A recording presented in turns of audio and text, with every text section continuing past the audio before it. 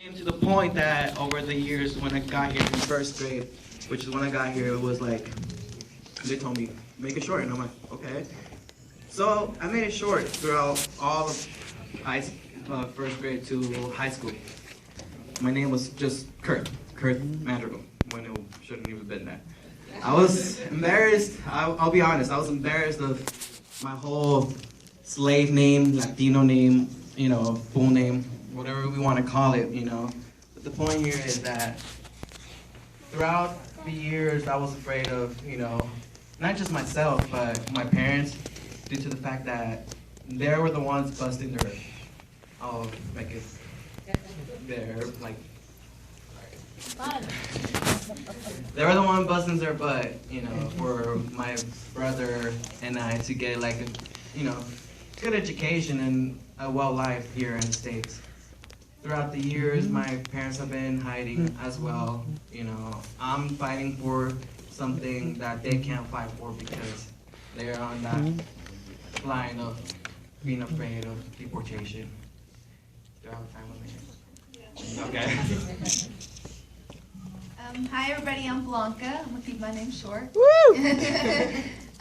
So I came to the United States when I was 7 months old. Grew up completely in Nevada.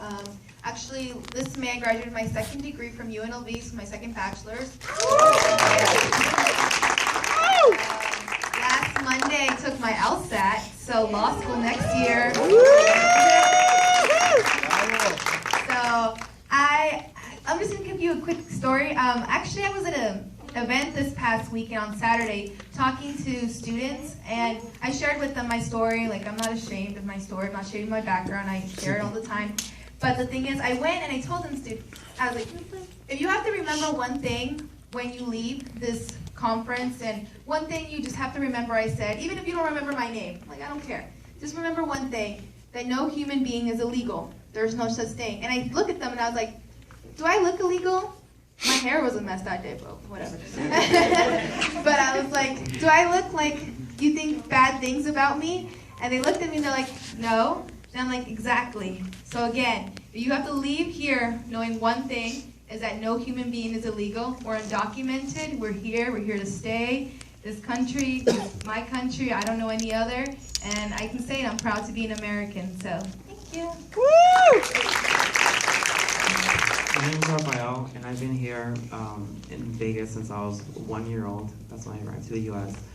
And watching this movie just reminded me, like, I think I've almost honestly forgot that feeling of what it was like to live in fear. Just, you know, watching him, you know, do what he had to do to, you know, accomplish whatever he needed to do. That's basically like what many of us had to do. I drove without a license. I had to drive to school. I had to keep, you know, I had to go get a job, part-time, whatever, to pay for school, no financial assistance, whatever. I did whatever I had to do, and that's exactly what Jose did. We had to do what we had to do. And of course, like the conversation with his mother, like it just makes me really, you know, it makes me imagine, because my friends had an deportation, that could actually be me. You know, it can be me.